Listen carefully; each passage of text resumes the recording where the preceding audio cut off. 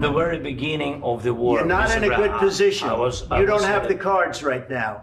With us, you start having I'm not playing cards. cards. Right now, you don't. I'm very You're playing serious, cards. Mr. President. You're I'm playing very cards. serious. You're gambling I'm the with the president lives in of war. millions of people. Yes. We're doing very well with Russia, but right now they're bombing the hell out of Ukraine. And Ukraine, I'm finding it more difficult, frankly, to deal with Ukraine. In terms of getting a final settlement, it may be easier dealing with Russia, which is surprising because they have all the cards.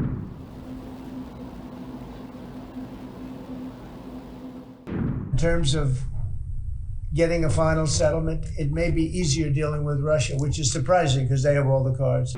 We're doing very well with Russia, but right now they're bombing the hell out of Ukraine. And Ukraine, I'm finding it more difficult, frankly, to deal with Ukraine. It may be easier dealing with Russia, which is surprising because they have all the cards. You're not in a good position. You don't have the cards right now.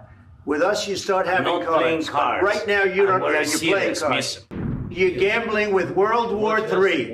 You're gambling with World War III. President Putin is bombing Ukraine. Yeah. Do you still believe him when he tells you that he wants peace? You know, I believe him. I believe him. I think we're doing very well with Russia, but right now they're bombing the hell out of Ukraine. And Ukraine, I'm finding it more difficult, frankly, to deal with Ukraine. And they don't have the cards. They don't have the cards. As you know, we're meeting in Saudi Arabia on sometime next week, early. And we're talking, I find that in terms of getting a final settlement, it may be easier dealing with Russia, which is surprising because they have all the cards. I mean, they're bombing the hell out of them right now.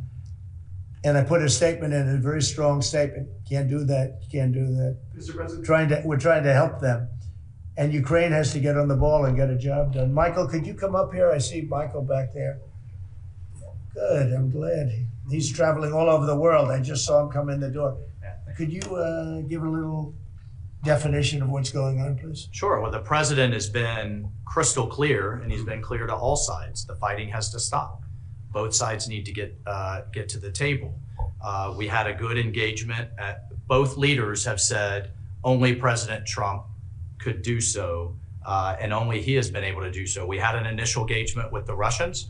The Ukrainians had a great opportunity to bind our economies together through that mineral deal. Unfortunately, that didn't go so well, but we think we're going to get things back on track.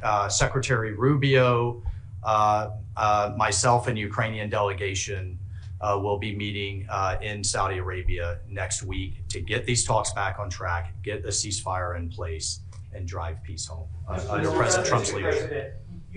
I think both parties want to settle. I think if I wasn't president, this war would have had no chance of settlement, zero chance.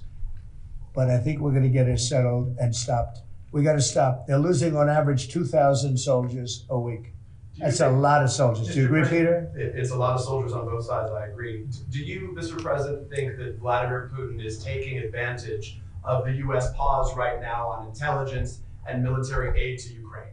No, I actually think he's doing what anybody else would do. I think he wants to get it stopped and settled, and I think he's hitting them harder than he's been hitting them. And I think probably anybody in that position would be doing that right now. He wants to get it ended, and I think Ukraine wants to get it ended, but I don't see, it's crazy. They're taking tremendous punishment. I don't quite get it, but I suspect, Michael, he probably wants to get it ended.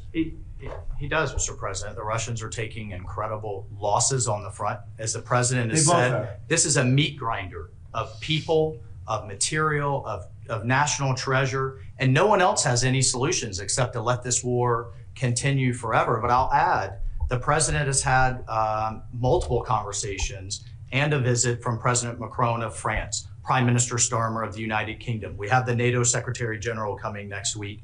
We have this meeting with the Ukrainians. We've had it with the Russians. All of this in the president's first month in his leadership.